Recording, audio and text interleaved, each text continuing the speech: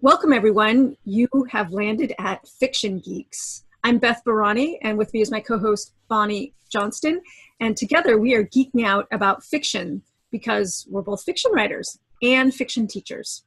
So today I'm asking Bonnie about how she approaches characterization. And this whole topic came about because one of my clients asked me, "Hey, Beth, how do you create such rich characters?" And so we thought we'd explore it in a video series. So Bonnie, thank you so much for being here today. Oh, thank you. This is awesome.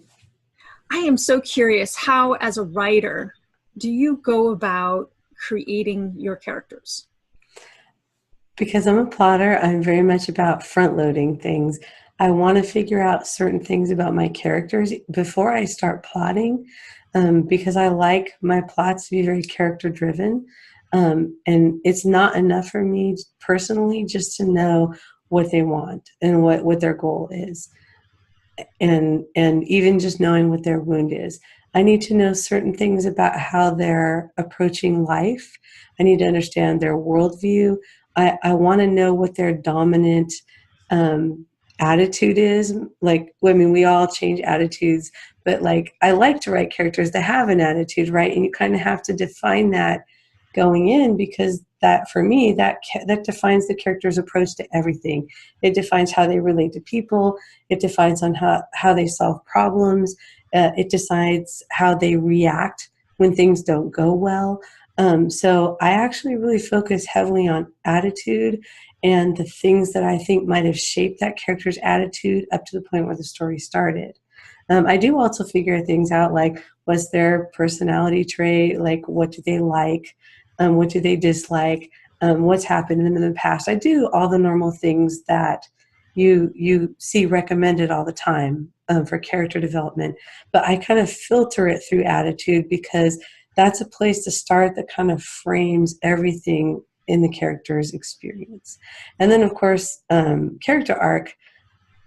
I have to decide if I want them to change their attitude as part of their character arc, or if that attitude is going to be something that helps them keep going when the going is tough as they're going through their character arc. So attitude is really incredibly important to me in character development.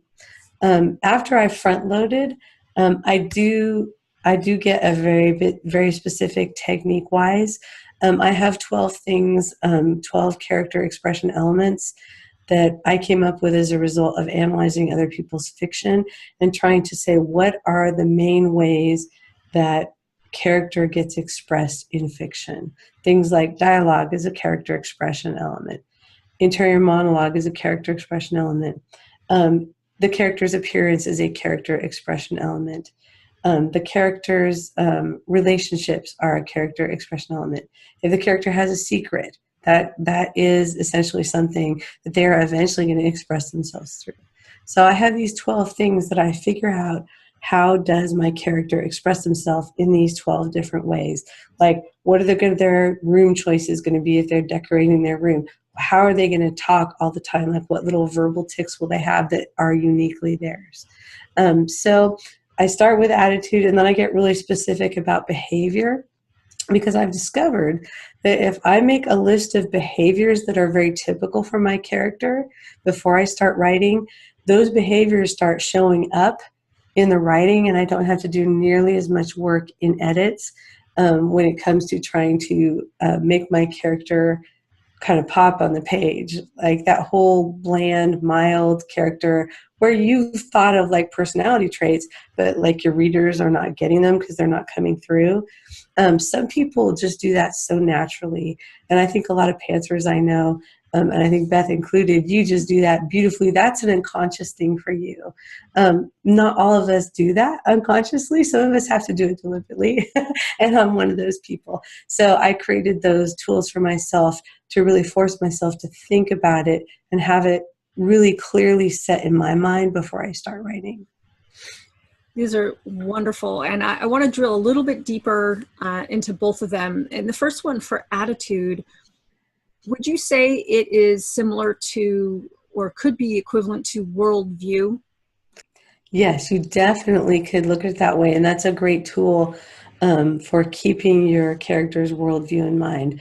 That statement, I am a victim, or I am a hero, or I am a badass, or whatever it is that your character believes about themselves and how they fit into the world, that is going to directly give rise to their attitude. So that's a great tool. Thank you for bringing that up.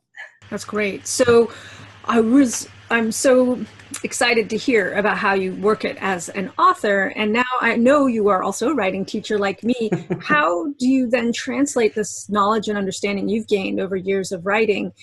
How do you bring that to your students? Do you have those, you mentioned 12 elements or 12 behavior expressions. Is that what you teach? And where do you teach it? I do teach it. I have a fiction writing school where I teach a number of classes, including on characterization. I have one on archetypal characters, and I have one on those 12 character expression elements. But I find that in terms of teaching, that's a really good point, is like sometimes the things we do for ourselves don't translate into things that other people can do, because we all have certain processes that are unconscious and certain processes that are conscious in our writing. And we also think a little differently sometimes. So trying to have multiple tools, like for example, I have students who love the character expression elements and who do them before every story. I have a lot of Pantser students who don't like to do them and find them really frustrating. So for those students, I say, don't worry about them.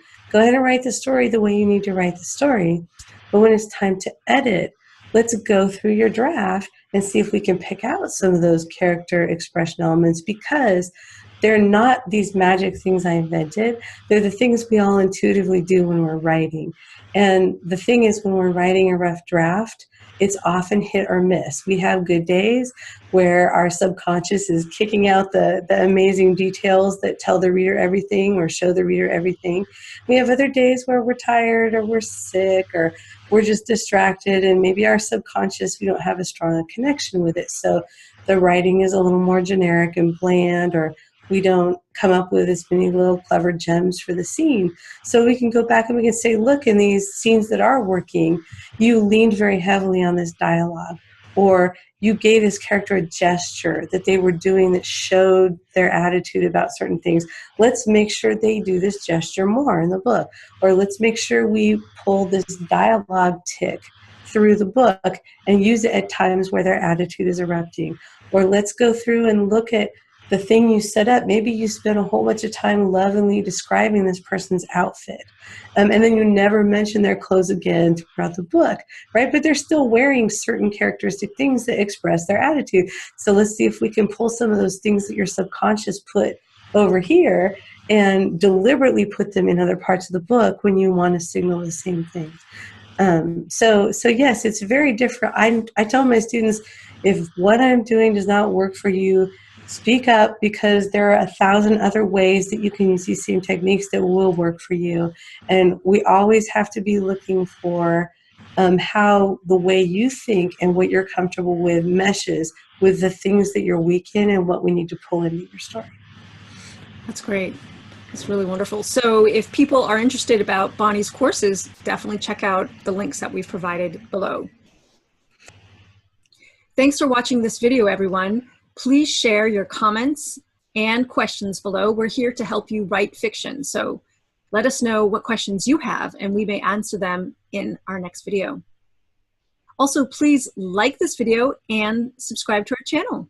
We hope you enjoyed this video, and we look forward to seeing you in the next one.